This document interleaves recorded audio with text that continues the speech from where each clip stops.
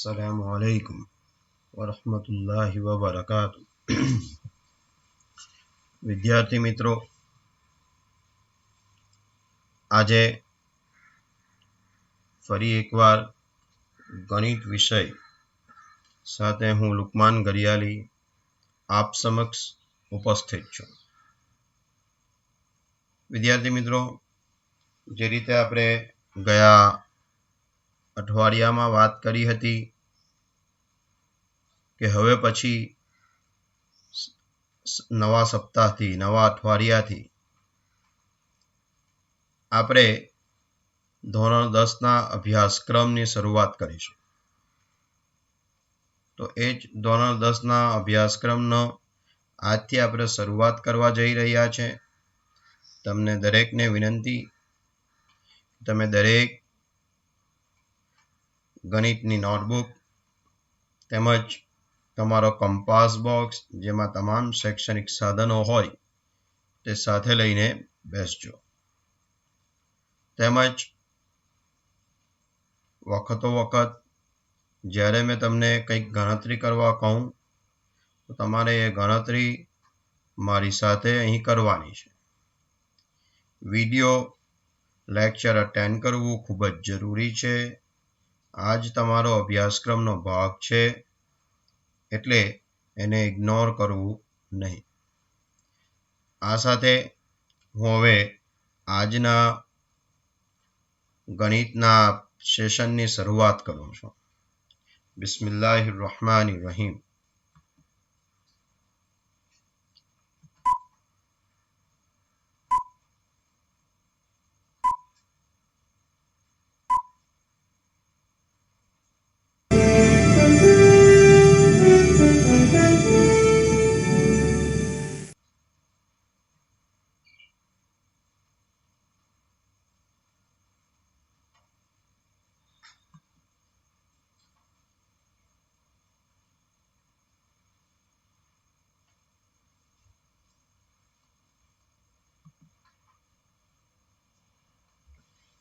આપણા ગણિત વિષયના અંદર પ્રથમ પ્રકરણ છે આપણું વાસ્તવિક સંખ્યાઓ, જેના વિશે આપણે ધોરણ 9ના અંદર પણ ઘણી બધી ચર્ચા કરી ચૂક્યા છે। ધોરણ 9ના અંદર આપણે વાસ્તવિક સંખ્યાઓના જુદા જુદા પ્રકારોનો અભ્યાસ કર્યો અને તેના પર ખૂબ જ અગત્યની ચર્ચા કરી હતી। હવે અહીં ધોરણ 10માં પણ આપણે શરૂઆતના અંદર ફરીથી થોડું ધોરણ 9નું પુનરાવર્તન કરી રહેશું ફ્લેશબેક રીતે। આપણે જોશું અહીં કે વાસ્તવિક સંખ્યાઓ જે છે તે વાસ્તવિક સંખ્યાઓના અંદર પ્રાકૃતિક સંખ્યાઓનો સમાવેશ થાય છે, પૂર્ણ સંખ્યાઓનો સમાવેશ થાય છે, પૂર્ણાંક સંખ્યાઓનો સમાવેશ થાય છે, સમય સંખ્યાઓનો સમાવેશ થાય છે અને અસમય સંખ્યાઓનો સમાવેશ થાય છે। આ જે સંખ્યાઓ છે તે સંખ્યાઓ કઈ તેના વિશે વાત કરીએ તો અહીં આપણે જોશું કે પ્રાકૃતિક સંખ્યા, જેને અંગ્રેજીમાં આપણે નેચરલ નંબર્સ કહીએ છીએ, આ પ્રાકૃતિક એટલે શું, નેચરલ એટલે શું?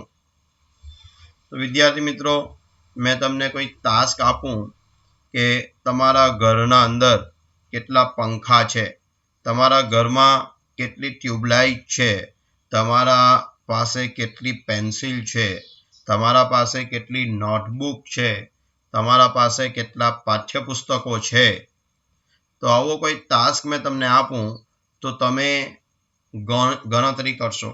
અને ગણતરી કઈ રીતે કરશો? 1, 2, 3, 4, 5 આ રીતે તમે ગણતરી કરવાના છો।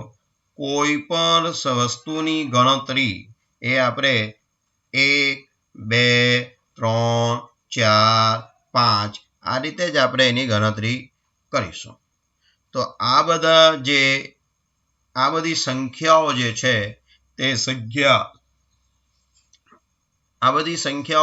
તે સંખ્યાઓ એ પ્રાકૃતિક સંખ્યા છે, એ કુદરતી રીતે આપણને મળતી સંખ્યાઓ છે, તેથી આપણે એને નેચરલ નંબર્સ કહીએ છીએ. આ નેચરલ નંબર્સના કેટલાક ઉદાહરણ આપણે અહીં જોશું, તો જેના અંદર દરેકે દરેક ધન પૂર્ણાંક સંખ્યાઓનો સમાવેશ તેમાં થશે. ત્યારબાદ આપણે આગળ વધીએ તો આપણી પાસે છે વાસ્તવિક સંખ્યાઓના બીજો એક પ્રકાર, તે છે પૂર્ણ સંખ્યાઓ. તો આ જે પૂર્ણ સંખ્યાઓ છે એ પૂર્ણ સંખ્યા એટલે શું? તો પૂર્ણ સંખ્યા જ્યારે પ્રાકૃતિક સંખ્યાઓના જૂથના અંદર આપણે શૂન્યને ઉમેરી દઈએ તો હવે જે નવું જૂથ બનશે તે જૂથને આપણે પૂર્ણ સંખ્યાઓ તરીકે ઓળખીએ છીએ. અંગ્રેજીમાં જેને આપણે હોલ નંબર્સ કહીશું. તો અહીં આપણી પાસે પૂર્ણ સંખ્યાનું જૂથ ડિસ્પ્લે પર આપણને દેખાઈ રહ્યું છે, જેના અંદર શૂન્ય અને બધી જ ધન પ્રાકૃતિક સંખ્યાઓનો સમાવેશ થાય છે. ત્યારબાદ આપણે આગળ વધીએ તો બીજી એક સંખ્યા ગણ છે આપણી પાસે, તે છે પૂર્ણાંક સંખ્યાઓ. તો પૂર્ણાંક સંખ્યા એટલે કઈ? તો હવે જે આપણી પાસે પૂર્ણ સંખ્યાનો ગણ હતો, પૂર્ણ સંખ્યાના ગણના અંદર શૂન્ય અને બધા જ ધન પૂર્ણાંકોનો સમાવેશ હતો. હવે જો આ જૂથના અંદર આપણે બધી જ ઋણ સંખ્યાઓને પણ ઉમેરી દઈએ તો હવે જૂથમાં જે સંખ્યાઓ છે તેમાં બધા જ ઋણ પૂર્ણાંકો, ત્યારબાદ શૂન્ય અને બધા જ ધન પૂર્ણાંકોનો સમાવેશ થશે. તો આ જે જૂથ નવું બન્યું કે જેના અંદર બધી જ ઋણ સંખ્યાઓ, શૂન્ય અને બધી જ ધન સંખ્યાઓ આવી, તેને આપણે પૂર્ણાંક એટલે કે ઇન્ટીજર્સ કહીએ છીએ, જેનું ઉદાહરણ અહીં તમારી સમક્ષ રજૂ કરું છું. આગળ વધીશું તો આપણી પાસે બીજો એક પ્રકાર છે, તે છે સમય સંખ્યાઓ. તો સમય સંખ્યા જે છે તેમાં સમય સંખ્યાઓ, તો સમય સંખ્યાઓ એટલે એવી સંખ્યા કે જેને આપણે p/q સ્વરૂપે દર્શાવી શકીએ, અથવા તો તેમનું દશાંશ સ્વરૂપ શાંત દશાંશ સ્વરૂપ હશે. શાંત દશાંશ સ્વરૂપ એટલે કેવું દશાંશ સ્વરૂપ? જો આપણે અહીં 1/2 કરીએ તો 1/2 કરતા આપણને ઉત્તર મળશે 0.5. 1/2 આપણે 2 કરીએ તો આપણને અહીં ઉત્તર મળશે 0.5. તો આ 0.5 હવે ભાગાકાર મેં તમને કહું હજી આગળ ભાગાકાર કરો તો એ ભાગાકાર કરવું શક્ય બનશે નહીં. તો આવું જે દશાંશ સ્વરૂપ છે કે જે આગળ વધ્યા કરતું નથી, તેવા દશાંશ સ્વરૂપને આપણે શાંત દશાંશ સ્વરૂપ કહીએ છીએ. અને બીજો પ્રકાર છે દશાંશ સ્વરૂપનો, જે છે અનંત, કે જેના અંદર ભાગાકાર આગળ ને આગળ વધ્યા જ કરતું હોય તો તેને આપણે કહીશું અનંત દશાંશ સ્વરૂપ. હવે અનંત દશાંશ સ્વરૂપના પણ બે પ્રકાર છે, જેમાંનો એક પ્રકાર આપણે અહીં ચર્ચા કરીશું. તો અનંત દશાંશ સ્વરૂપના અંદર પણ આપણે જોશું કે ભાગાકાર કરતા દશાંશ ચિહ્ન પછી અમુક સંખ્યાનું વારંવાર પુનરાવર્તન થતું જ રહે છે. તો જો કોઈ સંખ્યા વારંવાર પુનરાવર્તન થતી હોય, જે રીતે અહીં ઉદાહરણ આપ્યું છે 1.333333 અનંત સુધી અને 1.6666 અનંત સુધી, તો આ જે અનંત દશાંશ સ્વરૂપ છે તેને આપણે કહીશું અનંત અને આવૃત પ્રકારનું દશાંશ સ્વરૂપ, કારણ કે તેના અંદર કોઈ એક સંખ્યાનું વારંવાર પુનરાવર્તન થાય છે. તેથી આવા દશાંશ સ્વરૂપ જે છે તેને અનંત અને આવૃત દશાંશ સ્વરૂપ આપણે કહીશું. તો વિદ્યાર્થી મિત્રો, આપણે ચર્ચા કરી રહ્યા હતા સમમેય સંખ્યા વિશે. તો સમમેય સંખ્યા આપણે કોને કહીશું? એક તો જેને p/q સ્વરૂપે દર્શાવી શકાય, અને બીજી બાબત આપણે ચર્ચા કરી કે જેનું દશાંશ સ્વરૂપ શાંત હોય અથવા તો અનંત અને આવૃત હોય, તો તેવી તમામ સંખ્યાઓને આપણે સમમેય સંખ્યાઓ કહીશું. ત્યારબાદ આપણી પાસે સમમેય સંખ્યાનો બીજો એક પ્રકાર છે, અને તે પ્રકાર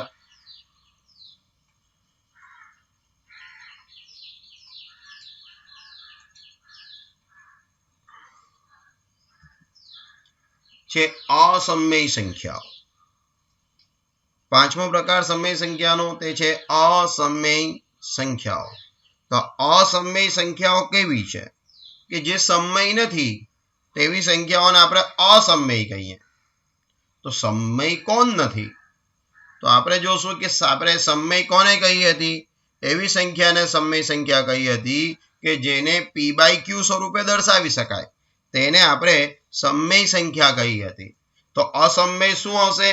અસમમેય એવી સંખ્યા હશે કે જેને p/q સ્વરૂપે દર્શાવી શકતા નથી.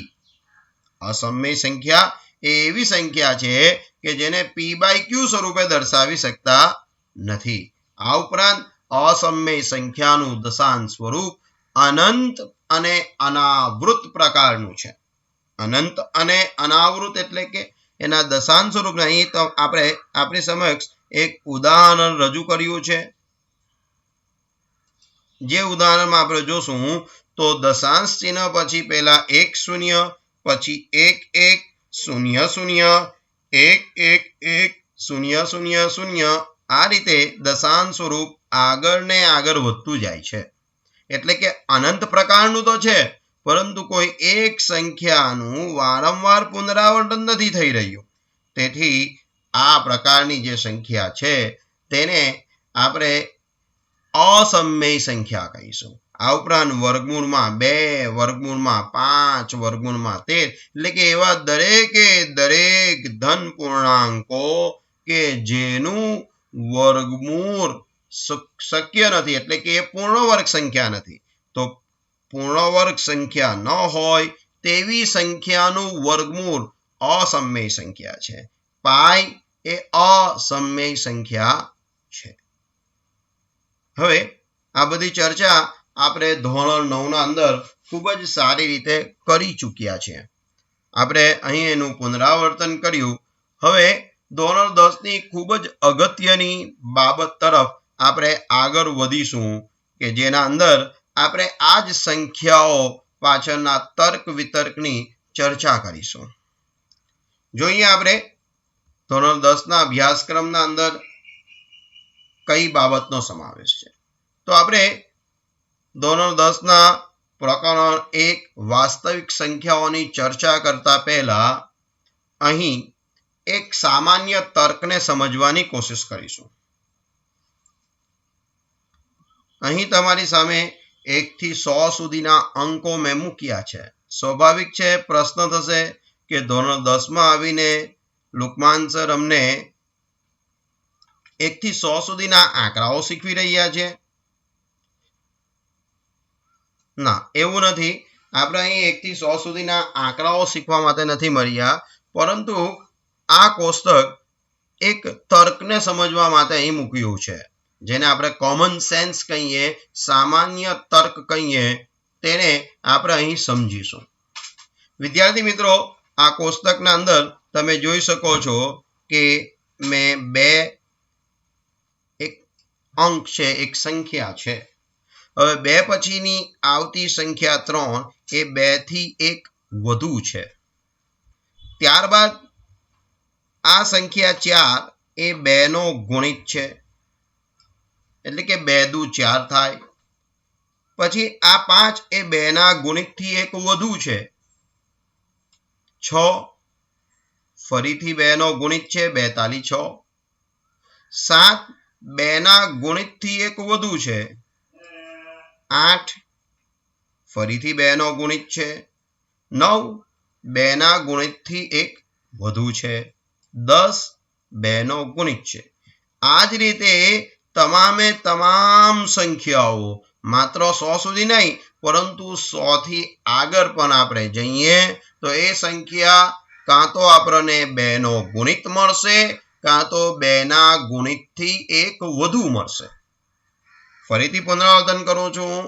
આપણે કોઈ પણ સંખ્યા લઈએ તો એ સંખ્યા આપણને 2 નો ગુણિત મળશે અથવા તો 2 ના ગુણિતથી એક વધુ મળશે.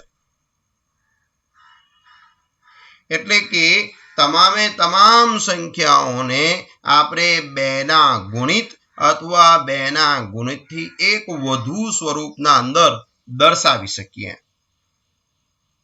એટલે કે કોઈક સંખ્યા m માટે આપણે અહીં દર્શાવી શકીએ કે 2m સ્વરૂપે અથવા 2m વત્તા 1 સ્વરૂપે આપણે તમામ સંખ્યાઓને દર્શાવી શકીએ છીએ. કઈ રીતે? જો મેં m બરાબર 0 લઉં તો m બરાબર 0 લેતા 2 ગુણ્યા 0 0 થશે. ત્યારબાદ અહીં આપણે આવીએ તો 2m બરાબર ફરી 0 લઉં તો 2 ગુણ્યા 0 0 થશે. તેમાં 1 ઉમેરું તો વત્તા 1 એટલે મને 1 મળી જશે. ત્યારબાદ m બરાબર 1 લઉં તો 2 એકા 2 એમાં 1 ઉમેરું તો 2 વત્તા 1 3 થઈ જાય. ત્યારબાદ m બરાબર 2 લઉં તો 2 દુ 4 4 વત્તા 1 5 થઈ જશે. અને અહીં 2 દુ એટલે કે 2 ના ગુણિત જેટલા છે તે બધા 2m વડે દર્શાવશે અને 2 ના ગુણિતથી એક વધુ જેટલી પણ સંખ્યા છે તે બધી 2m + 1 વડે દર્શાવી શકાય. હવે આ જ રીતે આપણે આગળ વધીએ તો આપણે જોઈ શકીશું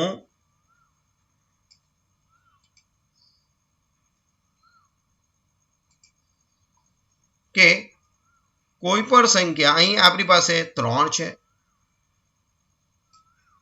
આ 3 ના ગુણિતથી 1 વધુ છે. આ 3 ના ગુણિતથી 2 વધુ છે અને આ 3 નો ગુણિત છે 3 દુ 6. ત્યારબાદ ફરીથી આ 3 ના ગુણિતથી 1 વધુ છે 7 અને આ 3 ના ગુણિતથી 2 વધુ છે અને ફરી 9 એ 3 નો ગુણિત છે. 10 3 ના ગુણિતથી 1 વધુ છે. 11 3 ના ગુણિતથી 2 વધુ છે અને ફરી આપણી પાસે બીજી સંખ્યા છે 12 જે 3 નો ગુણિત છે.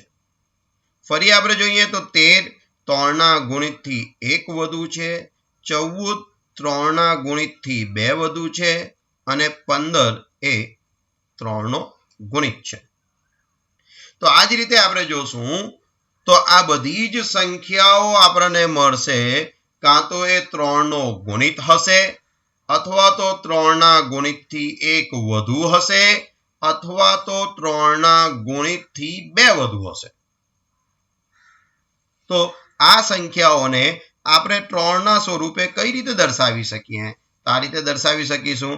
આપણે એ સંખ્યાને 3 ના ગુણિત સ્વરૂપે દર્શાવી શકીએ અથવા તો 3 ના ગુણિત કરતા 1 વધુ સ્વરૂપે દર્શાવી શકીએ અથવા તો 3 ના ગુણિત કરતા 2 વધુ સ્વરૂપે દર્શાવી શકીએ. તો આ 3m સ્વરૂપે આપણે કઈ સંખ્યાઓને દર્શાવી શકીશું? તો મેં જો અહીં 3 ગુણ્યા 0 લઉં તો મને 0 મળશે. અહીં પણ જો મેં m બરાબર 0 લઉં તો 0 વત્તા 1 1 મળી જાય. પછી આ સમીકરણના અંદર મેં m બરાબર 0 લઉં તો 3 ગુણ્યા 0 0 વત્તા 2 એટલે 2 મળી જશે. પછી અહીં m બરાબર 1 લઉં તો 3m 3 ગુણ્યા 1 3 મળી જાય. m બરાબર બીજા સમીકરણમાં 1 લેતા 3 એકા 3 વત્તા 1 4 મળી જશે. પછી અહીં m બરાબર 2 લેતા 1 લેતા 3 એકા 3 વત્તા 2 5. આ જ રીતે આપણે દરેકે દરેક સંખ્યાને કાં તો 3 ના ગુણિત સ્વરૂપે અથવા 3 ના ગુણિતથી 1 વધુ સ્વરૂપે અથવા 3 ના ગુણિતથી 2 વધુ સ્વરૂપે દર્શાવી શકીએ છીએ. તો કોઈ પણ સંખ્યા 3 ની ગુણિત અથવા 3 ના ગુણિતથી 1 વધુ કે તેનાથી 2 વધુ છે. આગળ વધીએ આપણે, તો હજુ આપણે એક ઉદાહરણ લઈશું જેનાથી તમને જે ચર્ચા કરવા જઈ રહ્યો છું તે સ્પષ્ટપણે તમને ખ્યાલ આવી જશે. તો ફરી આપણે જોઈએ, ચાલો આપણે એક સંખ્યા 4 લઈએ. તો આ 4 છે, 4 થી 1 વધુ એટલે 5 થશે, 4 થી 2 વધુ એટલે 6 થશે, 4 થી 3 વધુ એટલે 7 થશે. પછી આ 8 એ 4 નો ગુણિત છે. પછી 4 ના ગુણિતથી 1 વધુ એટલે 9, 4 ના ગુણિતથી 2 વધુ એટલે 10, 4 ના ગુણિતથી 3 વધુ એટલે 11 અને ફરીથી 4 નો ગુણિત 12 છે. પછી 4 ના ગુણિતથી 1 વધુ 13, 4 ના ગુણિતથી 2 વધુ 14, 4 ના ગુણિતથી 3 વધુ 15 અને 4 નો ગુણિત 16 છે. આ જ રીતે ફરી આગળ વધીએ તો 4 ના ગુણિતથી 1 વધુ એટલે 17, 2 વધુ એટલે 18 અને 4 ના ગુણિતથી 3 વધુ એટલે 19 અને ફરી 20 એ 4 નો ગુણિત છે. આમ આખે બધી સંખ્યાઓ આખા કોષ્ટકમાંની અથવા તો એના આગળ વધીએ તે પણ એ બધી જ સંખ્યાઓ આપણને કાં તો 4 નો ગુણિત મળશે અથવા તો 4 ના ગુણિતથી 1 વધુ મળશે અથવા 4 ના ગુણિતથી 2 વધુ મળશે અથવા તો 4 ના ગુણિતથી 3 વધુ મળશે. એટલે દરેકે દરેક સંખ્યાને આપણે 4 ના સ્વરૂપમાં દર્શાવી શકીએ છીએ. કઈ રીતે? તો કોઈક સંખ્યા 4 નો ગુણિત છે, તો કોઈક સંખ્યા 4 ના ગુણિતથી 1 વધુ છે, તો કોઈક સંખ્યા 4 ના ગુણિતથી 2 વધુ છે અને કોઈક સંખ્યા 4 ના ગુણિતથી 3 વધુ છે. તો એટલે આપણે કોઈ પણ સંખ્યાને 4m, 4m plus 1, 4m plus 2, 4m plus 3 સ્વરૂપે દર્શાવી શકીએ છીએ. તમને સમજ પડી ગઈ હશે. આગળના બે મુદ્દાઓની ચર્ચા આપણે કરી તે મુજબ કે અહીં જો આપણે શૂન્ય લેશું તો શૂન્ય મળી જશે, અહીં પણ શૂન્ય m બરાબર શૂન્ય લઈએ તો 1 મળી જશે, m બરાબર અહીં પણ શૂન્ય લેશું તો 2 મળી જશે, m બરાબર શૂન્ય લેતા 3 મળી જશે. તો આ રીતે આપણે અહીં કોઈ પણ સંખ્યા જે છે તેને 4 ના સ્વરૂપમાં દર્શાવી શકીશું. એટલે કે કોઈ પણ સંખ્યા 4 ની ગુણિત અથવા 4 ના ગુણિતથી 1 વધુ કે તેનાથી 2 વધુ કે તેનાથી 3 વધુ છે. તો આ એક ખૂબ જ સામાન્ય એવું તર્ક છે જે આપણે દરેકને ખૂબ જ સરળ રીતે સમજ પડી જાય છે. પરંતુ એ જ્યારે ચિહ્ન સ્વરૂપે લખવામાં આવે છે, સંજ્ઞા સ્વરૂપે કે સમીકરણ સ્વરૂપે, તો એને સમજવામાં આપણને થોડી તકલીફ પડે છે. જે રીતે કે અહીં મેં લખ્યું કે કોઈ પણ સંખ્યા 2 ની ગુણિત અથવા તો 2 ના ગુણિતથી 1 વધુ છે. તો આ જે આપણે તર્કની વાત કરી તેને આપણે શબ્દના અંદર આપણે એને રૂપાંતરિત કરી નાખ્યું અને અહીં આ જે છે તે એનું સમીકરણ સ્વરૂપ છે. હવે સમીકરણ સ્વરૂપ જોઈને આપણે બધા જે છે તે ગભરાઈ જઈએ છીએ. પરંતુ જો થોડી આપણે કોશિશ કરીએ તો આપણે આ સમીકરણોને ખૂબ જ સરળ રીતે સમજી શકીએ છીએ. તો ફરી એકવાર પુનરાવર્તન કરીએ તો આ 2m અને 2m plus 1 સૂચવે છે કે કોઈ પણ સંખ્યાને 2 ના ગુણિત અથવા 2 ના ગુણિતથી 1 વધુ સ્વરૂપે દર્શાવી શકાય છે. તે જ રીતે આ સંખ્યાઓ 3m, 3m plus 1 અને 3m plus 2 જે સમીકરણો છે તે સૂચવે છે કે કોઈ પણ સંખ્યાને 3 ના ગુણિત અથવા 3 ના ગુણિતથી 1 વધુ અથવા 3 ના ગુણિતથી 2 વધુ સ્વરૂપે દર્શાવી શકાય છે. એ જ રીતે આપણે આગળ વધીએ તો આ સમીકરણો 4m, 4m plus 1, 4m plus 2, 4m plus 3 સૂચવે છે કે કોઈ પણ સંખ્યાને આપણે 4 ના ગુણિત અથવા 4 ના ગુણિતથી 1 વધુ અથવા 4 ના ગુણિતથી 2 વધુ અથવા 4 ના ગુણિતથી 3 વધુ સ્વરૂપે દર્શાવી શકીએ છીએ. હવે એ જ રીતે જો અગર આપણે 5 લઈએ તો અહીં આપણે 2 લીધું તો 2 થી ક્યાં સુધી વધશે? 2 થી 1 ઓછા સુધી વધશે. અહીં આપણે 3 લીધું તો ક્યાં સુધી વધે છે? 3 થી 1 ઓછા સુધી વધે છે. અહીં આપણે 4 લીધું તો ક્યાં સુધી વધે છે? 4 થી 1 ઓછા સુધી વધે છે. એ જ રીતે આપણે જો 5 લઈએ તો 5 ના સ્વરૂપના અંદર બધી જ સંખ્યાઓને 5m 5m plus 1 5m plus 2 5m plus 3 5m plus 4 સ્વરૂપે દર્શાવી શકીશું. એટલે કે 5 થી 1 ઓછા સુધી આગળ વધશે.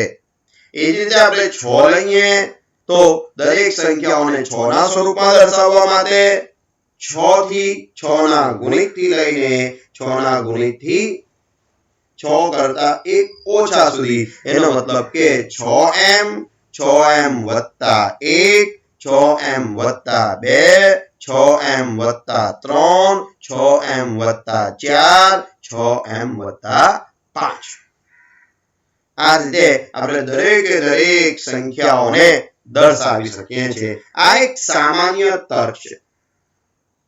હવે આ જ સામાન્ય તર્ક એ આપણા પ્રકરણ સાથે કઈ રીતે જોડાયેલું છે તેની આપણે આગળ ચર્ચા કરીશું. તો અહીં તમારી સામે એક નામ ઉપસ્થિત છે, યુક્લિડની ભાગ પ્રવિધિ. નામ વાંચીને થોડી આપણને બીક લાગે, પરંતુ આ ભાગ પ્રવિધિ એ કંઈ જ નથી. યુક્લિડ એ એક ગણિત શાસ્ત્રીનું નામ છે અને ભાગ પ્રવિધિ શું છે? આ ભાગ પ્રવિધિ કંઈ જ નથી પરંતુ જે એક ખૂબ જ સામાન્ય તર્ક, જે કોમન સેન્સ ની ચર્ચા હમણાં આપણે કરી હતી, તે જ કોમન સેન્સ એટલે કે યુક્લિડની ભાગ પ્રવિધિ, જેને આપણે અંગ્રેજીમાં કહીશું યુક્લિડ્સ ડિવિઝન લેમ્મા. યુક્લિડની ભાગ પ્રવિધિ, જેને આપણે અંગ્રેજીમાં કહીશું યુક્લિડ્સ ડિવિઝન લેમ્મા. તો આ યુક્લિડની ભાગ પ્રવિધિ જે છે તે યુક્લિડની ભાગ પ્રવિધિ એ કંઈ જ નથી પરંતુ જે ચર્ચા આપણે કરી ચૂક્યા તે જ છે, પરંતુ એને એક શાબ્દિક સ્વરૂપે ગણિતની ભાષાના અંદર આપણે એને અહીં લખીશું. તો જોઈએ આપણે યુક્લિડની ભાગ પ્રવિધિ શું સૂચવે છે. તો યુક્લિડની ભાગ પ્રવિધિમાં અગત્યની બાબત છે યુક્લિડનું ભાગાકારનું પૂર્વ પ્રમેય. તો અહીં આપેલ ધન પૂર્ણાંકો a અને b ને સંગત અનન્ય, જો ફરીથી જોશું, આપેલ ધન પૂર્ણાંકો એનો મતલબ કે આ a અને આ b એ ધન પૂર્ણાંકો એટલે કે ધન સંખ્યાઓ છે ને સંગત અનન્ય અનુળ પૂર્ણાંકો. આ અનુળ એટલે શું? અનન્ય એટલે કે એકને માત્ર એક જ, અને અનુળ એટલે શું? અનુળ એટલે જે ઋણ ન હોય તેવા પૂર્ણાંકો, એટલે કે એકને માત્ર એક ઋણ ન હોય તેવો પૂર્ણાંક q અને r મળે કે જે આ સમીકરણનું સમાધાન કરે. a બરાબર bq plus r, જ્યાં r શું છે? તો r શૂન્ય હોઈ શકે, શૂન્ય થી વધુ હોઈ શકે, પરંતુ r એ b થી ઓછું. આ ચર્ચા આપણે હમણાં કરી, જેના અંદર આપણે જોયું હતું કે જો 3 સ્વરૂપે આપણે કોઈ સંખ્યાને દર્શાવવી હોય તો 3m 3m વત્તા 1 3m વત્તા 2.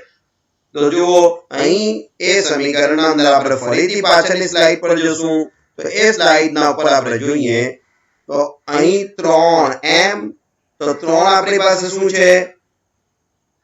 3 એ આપણી પાસે b છે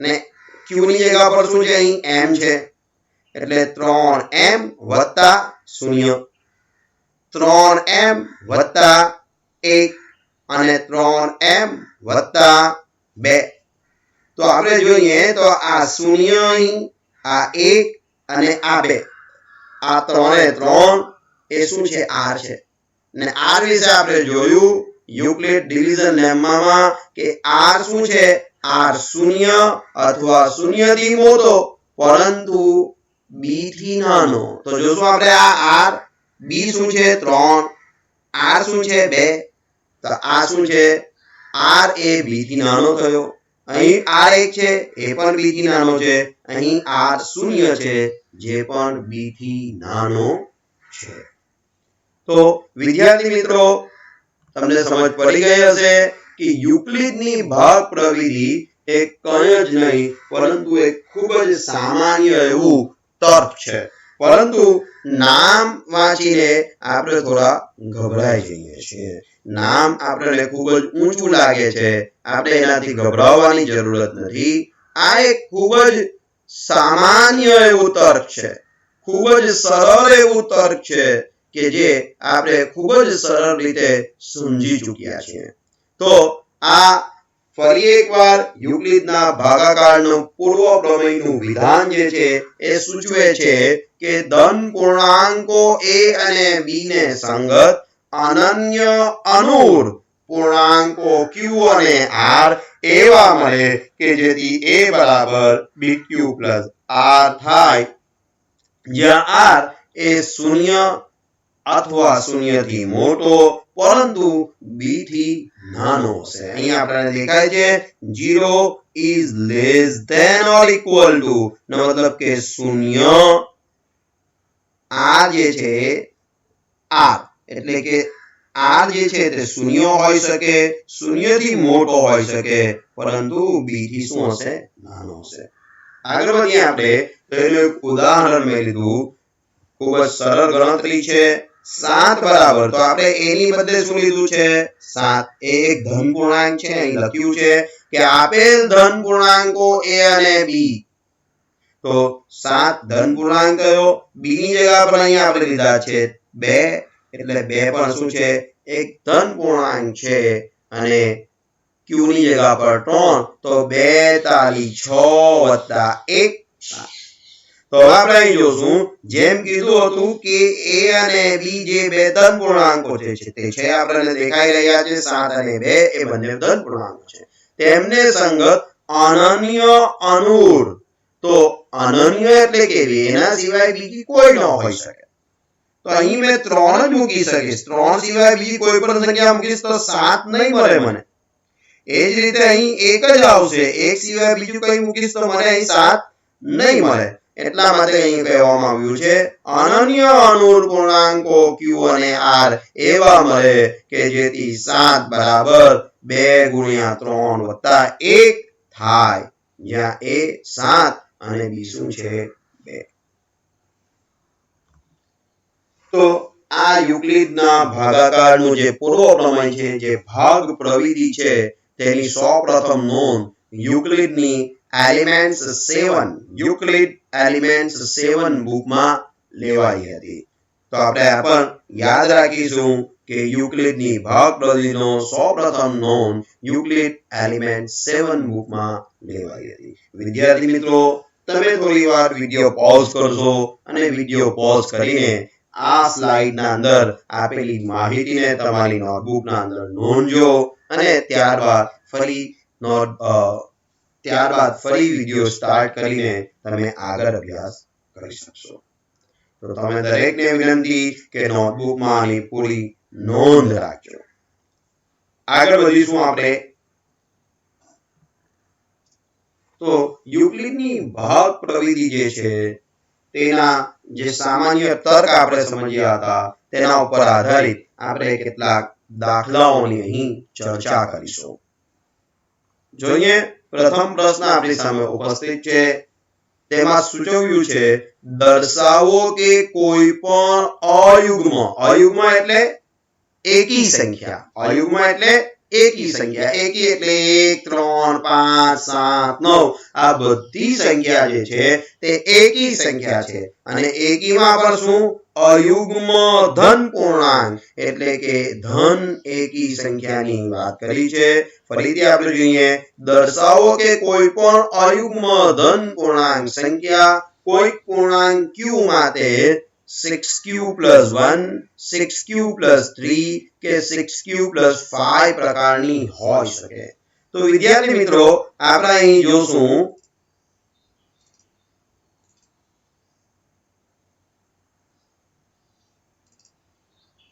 કે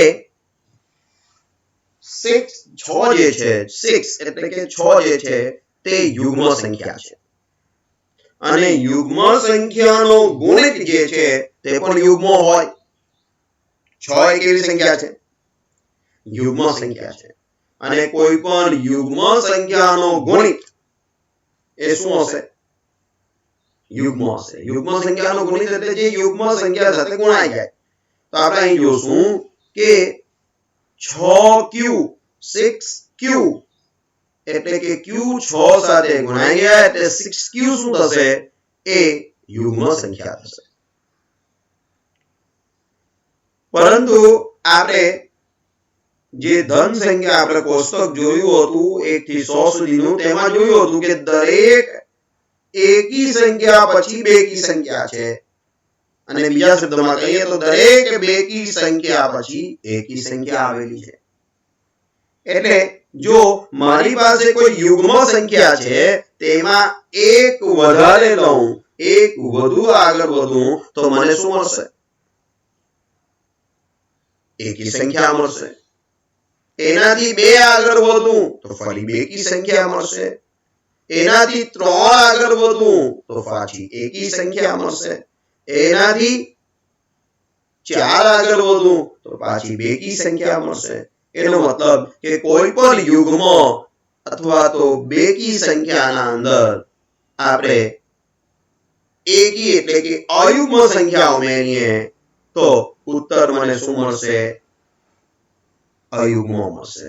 પરંતુ કોઈ પણ યુગ્મ એટલે કે બેકી સંખ્યાના અંદર મેં બેકી સંખ્યા એટલે કે યુગ્મ સંખ્યા ઉમેરું તો ઉત્તર મને યુગ્મ મળશે. તો વિદ્યાર્થી મિત્રો આ તર્ક આપણે ખૂબ જ સારી રીતે અહીં સમજી લેશું. એના ઉપર જ આધારિત આપણે આ દાખલાની ગણતરી કરવાના છીએ. તો આપણે ફરીથી એકવાર યુક્લિડની ભાગ પ્રવિધિના અંદર એના પૂર્વ પ્રમેયને યાદ કરી લઈએ. જે આગળ જ આપણે ચર્ચા કરી કે કોઈ પણ બે સંખ્યાઓ a અને b માટે ધન પૂર્ણાંક a અને b માટે કોઈક બે અનુરૂપ પૂર્ણાંકો આપણને એવા મળે કે જેની આપણે એને દર્શાવી શકીએ a = bq + r સ્વરૂપે. તો અહીં આપણે એનો જ ઉપયોગ કરીશું અને એનો ઉપયોગ કરતા આપણે અહીં જોશું કે કોઈ એક ધન પૂર્ણાંક અયુગ્મ ધન પૂર્ણાંક a છે અને આપણે જો b = 6 લઈએ તો યુક્લિડની ભાગ પ્રવિધિ મુજબ આપણને શું ખબર છે કે 0 r જે છે તે 0 હોઈ શકે અથવા 0 થી વધુ હોઈ શકે અથવા 6 થી ઓછા હશે. એનો મતલબ કે r ના શક્ય મૂલ્ય મારી પાસે હશે 0 1 2 3 4 5. આટલા r ના શક્ય મૂલ્ય છે. એટલે કે 6 હવે ફરીથી આપણે જે ચર્ચા કરીશું કે તે મુદ્દો અહીં છે. પરંતુ 6 યુગ્મ સંખ્યા હોવાથી તેના ગુણિતમાં યુગ્મ સંખ્યા ઉમેરવાથી મળતી સંખ્યા પણ યુગ્મ બને. એટલે કે a = 6q 6q + 2 જો 2 એ કઈ સંખ્યા છે યુગ્મ સંખ્યા છે. જે આપણે યુગ્મ સંખ્યાના અંદર યુગ્મ ઉમેરીએ એટલે આ એ પણ યુગ્મ થશે. પછી 6q + 4 એમાં 4 એ યુગ્મ સંખ્યા છે જેને આપણે યુગ્મ સંખ્યામાં જ ઉમેરીએ એટલે ઉત્તર પણ યુગ્મ મળશે. તો અહીં આપણે જોશું કે 6q 6q + 2 અને 6q + 4 એ બધી યુગ્મ સંખ્યાઓ છે. જ્યારે અહીં a = 6q + 1 અહીં ભૂલમાં આપણે બરાબરનું ચિહ્ન આવી ગયું છે. આ સરવાળાનું ચિહ્ન છે એટલે a = 6q + 1 a બરાબર 6q + 3 અને a બરાબર 6q + 5 સ્વરૂપે આપણે કોઈ પણ અયુગ્મ ધન પૂર્ણાંકોને દર્શાવી શકીશું. પરંતુ પ્રશ્ન એ ઉદ્ભવે કે સર આ આવી કઈ રીતે ગયું? તો આપણે એના માટે ફરી એકવાર પાછા અહીં ઉપયોગ કરીશું.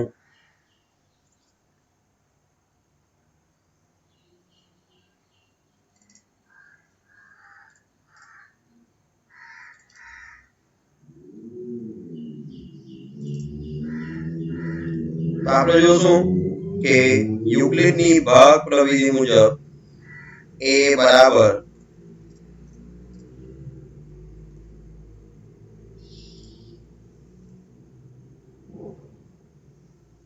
bq પ્લસ r હતું.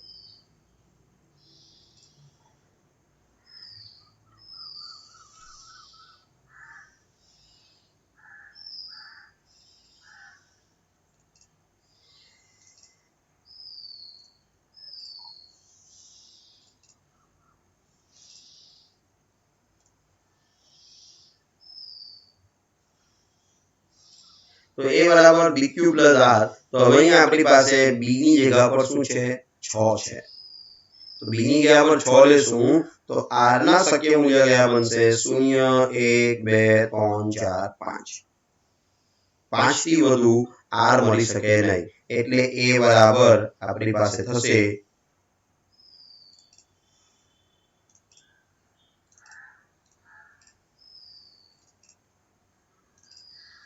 એટલે a બરાબર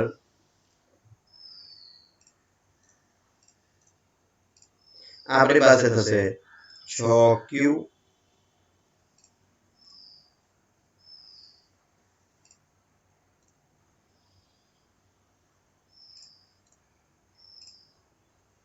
+ 1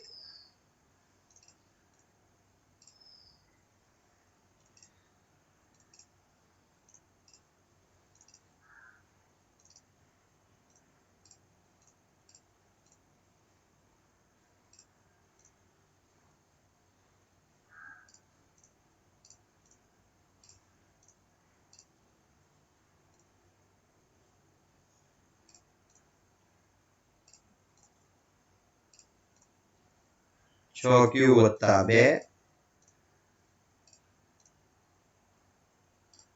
એ જ રીતે 6q + 3 6q + 4 અને 6q + 5 થાય. તો આ કઈ રીતે આવ્યું તેનો ખ્યાલ તમને આવી ગયો હશે.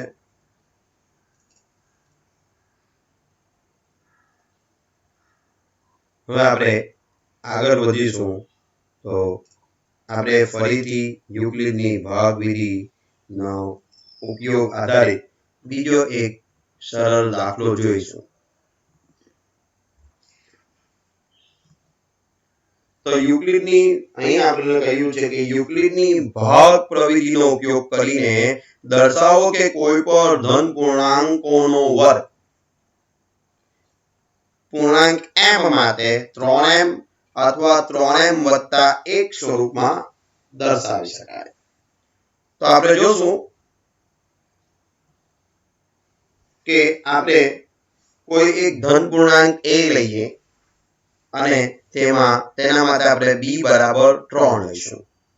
તો હવે આપણે એ ધન પૂર્ણાંકને 3q અથવા 3q + 1 અને 3q + 2 સ્વરૂપે દર્શાવી શકીએ. કારણ કે r નું મૂલ્ય એ 3 થી વધારે એટલે કે b થી વધારે હોઈ શકે નહીં. તેથી અહીં a બરાબર 3q + 2 થાય. હવે આપણે પ્રથમ ધન પૂર્ણાંક a બરાબર 3q લઈશું અને કહ્યું છે તે મુજબ ધન પૂર્ણાંકનો વર્ગ એટલે આપણે એનો વર્ગ કરીએ તો a નો વર્ગ બરાબર 3q આખાનો વર્ગ થશે. 3 નો વર્ગ આપણે જાણીએ છીએ કે 9 થાય એટલે આગળ આપણને મળશે 9q નો વર્ગ. હવે એમાંથી આ 9 ના અંદરથી જો મેં 3 9 શું છે? 3 ટાળી 9 છે એટલે 3 બહાર લઈ લઉં, કૌંસમાં 3q નો વર્ગ લખું. એટલે જો આ 3q નો વર્ગ ધારો કે જો એ m હોય તો મને a નો વર્ગ બરાબર શું મળી જાય? 3m. એનો મતલબ કે પ્રથમ કે આપણે કોઈ પણ ધન પૂર્ણાંકનો વર્ગ કોઈ પૂર્ણાંક m માટે 3m સ્વરૂપે દર્શાવી શકાય. તો કોઈ પૂર્ણાંક m, આ 3q નો વર્ગ શું છે? કોઈ પૂર્ણાંક છે. તમે q બરાબર 1 લો તો 1 નો વર્ગ 1 અને 3 ગુણ્યા 1 3 થશે, એ પૂર્ણાંક સંખ્યા છે. તમે q બરાબર 2 લો તો 2 નો વર્ગ 4 અને 3 6 12, એટલે કે એ પણ પૂર્ણાંક સંખ્યા છે. એનો મતલબ કે કોઈ પૂર્ણાંક m, તો આ 3q ના વર્ગને આપણે પૂર્ણાંક m લઈ શકીએ. કારણ કે આપણને કહ્યું છે m કોઈ પણ પૂર્ણાંક હોઈ શકે, કોઈ નિશ્ચિત પૂર્ણાંક નથી કહ્યો, પરંતુ કોઈ પૂર્ણાંક હોઈ શકે. એટલે આ 3q નો વર્ગ બરાબર આપણે m લઈ શકીએ. ચાલો ત્યારબાદ આગળ વધીશું. તો આપણે બીજું a નું બીજું મૂલ્ય a બરાબર 3q વત્તા 1 લઈએ. તો a બરાબર 3q વત્તા 1 આપણે લઈએ. હવે કહ્યું છે તે મુજબ તેનો વર્ગ ધન પૂર્ણાંકનો વર્ગ, એટલે ફરીથી આપણે a નો વર્ગ કરીએ. તો a નો વર્ગ બરાબર શું થશે? 3q વત્તા 1 આખાનો વર્ગ. હવે આપણે જાણીએ છીએ a વત્તા b આખાના વર્ગનું વિસ્તરણ આપણને ખબર છે. શું આવશે? હમણાં જ બિલકિસ મેડમ સાથે તમે ગયા અઠવાડિયે શીખ્યા કે a વત્તા b આખાનો વર્ગ જે છે તેનું વિસ્તરણ સૂત્ર શું આવે?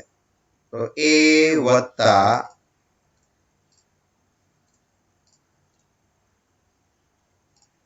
b આખાનો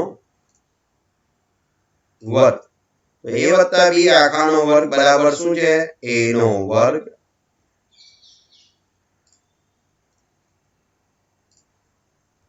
વત્તા 2ab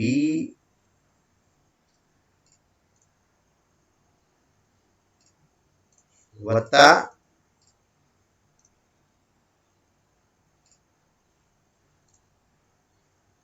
b નો વર્ગ. a વત્તા b આખાનો વર્ગ બરાબર શું થશે? a નો વર્ગ વત્તા 2ab વત્તા b નો વર્ગ, જેનો ઉપયોગ આપણે અહીં કરવાનો છે. તો હવે આપણે વિસ્તરણ કરીશું 3q વત્તા 1 આખાનો વર્ગ.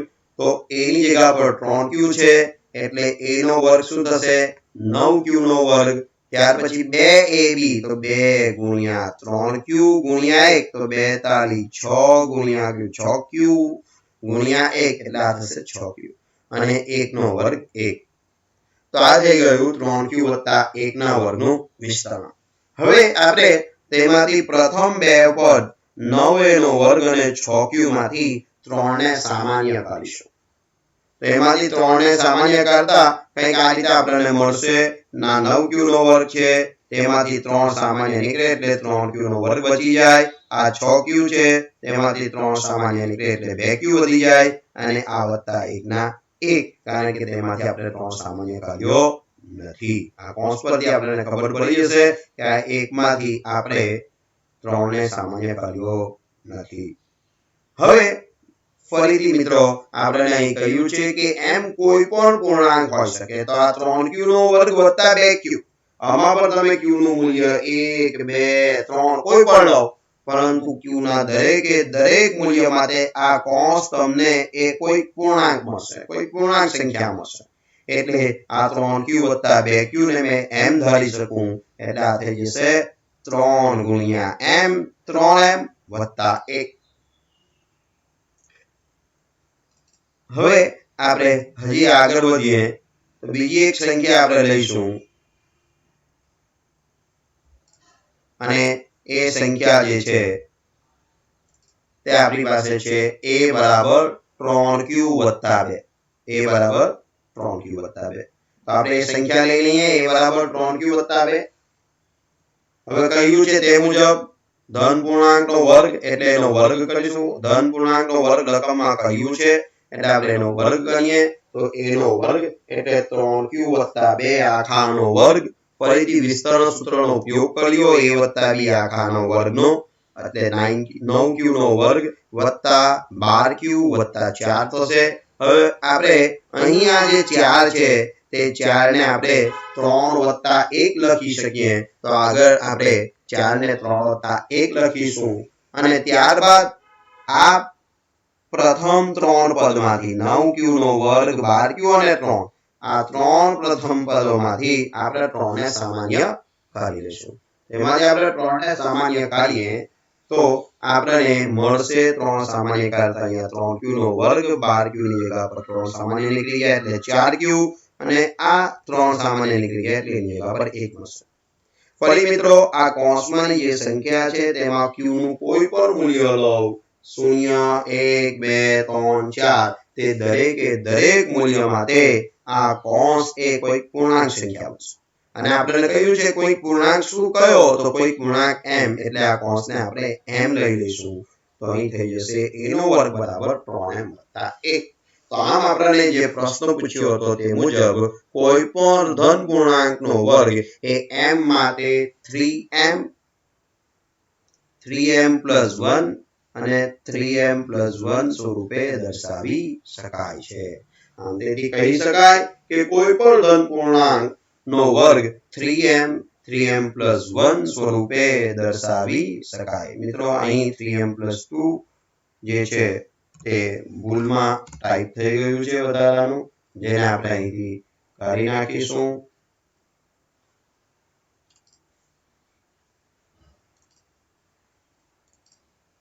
તો એ 3m + સ્વરૂપે આવશે નહીં.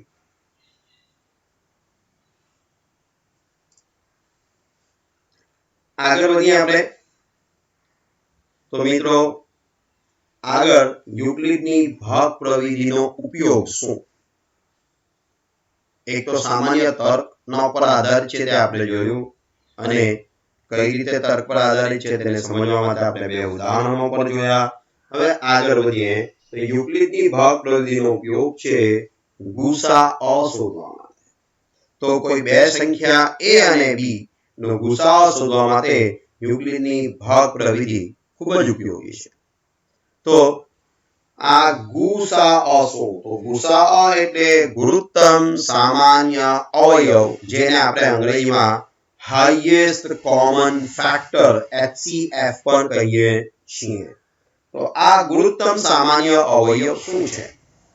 તો કોઈ પણ બે સંખ્યાનો ગુસાઅ એ એવી મોટામાં મોટી સંખ્યા છે કે જેનાથી આપેલી બંને સંખ્યાઓ વિભાજ્ય હોય.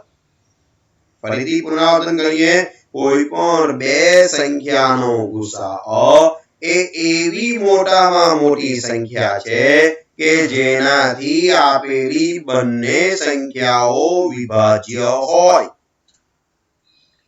તો હવે આપણે અહીં જે વાક્ય છે તેને સમજવાનો પ્રયત્ન કરીશું. એના માટે આપણે ઉદાહરણ લઈએ કે બે નું આપણે અવિભાજ્ય અવયવીકરણ કરીએ. અવિભાજ્ય અવયવીકરણ એટલે કે એવા અવયવો પાડીએ કે જેમાં બધી જ સંખ્યા અવિભાજ્ય સંખ્યા હોય. તો અહીં 12 જે છે તેનું અવિભાજ્ય અવયવીકરણ 2 × 2 × 3 થશે. એમ મેં 4 × 3 પણ લખી શકતો હતો પરંતુ 4 અવિભાજ્ય નથી એટલે આપણે અહીં 2 × 2 × 3 લઈશું. હવે આગળ 15 નું અવિભાજ્ય અવયવીકરણ 3 × 5 થાય. તો આ બંનેના અંદર જો સામાન્ય તો આ બંનેના અંદર સામાન્ય શું છે? 3 બરાબર છે. હાઈએસ્ટ કોમન ફેક્ટર એટલે કે મોટામાં મોટી એવી સંખ્યા જેનાથી 12 અને 15 બંને જે છે તે નિશેષ ભાગી શકાય. તો અહીંયા સામાન્ય અને મોટામાં મોટો જે અંક છે તે 3 છે એટલે આગળ વધીએ તો આ બંનેનો ગુસાઅ શું થશે? 3 થશે. અહીંયા આપણે જોઈ શકીશું કે આ 3 જે છે તે 3 વડે 12 અને 15 બંને નિશેષ એટલે કે શેષ શૂન્ય મળે તે રીતે ભાગી શકાય છે.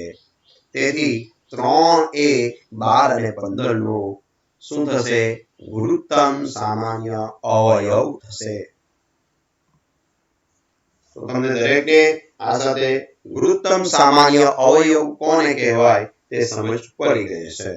હવે આગળ આપણે બીજા સેશનના અંદર યુક્લિડની ભાગ પ્રવિધિના ઉપયોગથી ગુસાઅ શોધવાની જે છે ચર્ચા કરીશું. ત્યાં સુધી આપણે અહીં જ રાખીશું. આ સાથે તમને ગૂગલ ફોર્મના અંદર હોમવર્ક આપવામાં આવશે જે હોમવર્ક તમારે તમારી નોટબુકના અંદર નોંધવાનું છે. અહીં આપેલી દરેક સ્લાઇડ પરની માહિતી પણ તમારે તમારી નોટબુકના અંદર નોંધવાની છે. મિત્રો યાદ રહે કે ગણિત વિષયના અંદર ક્લાસવર્ક અને હોમવર્કની એમ બે નોટો આપણે બનાવતા હોઈએ છીએ. તો તમને જે વિડીયોના અંદર જે માહિતી આપવામાં આવે છે તે આપણું ક્લાસવર્ક છે. તેને ક્લાસવર્કના અંદર નોંધીશું અને એના સિવાય જે માહિતી તમને હોમવર્કમાં આપવામાં આવશે એ બધી તમે હોમવર્કની નોટના અંદર નોંધશો. આ સાથે હું લુકમાન ઘડિયાળી આજના સેશનને અહીં પૂર્ણ કરું છું. તમે બધા જે છે ઘરે રહો, સુરક્ષિત રહો. અસ્સલામુ અલૈકુમ વરહમતુલ્લાહિ વબરકાતુહ.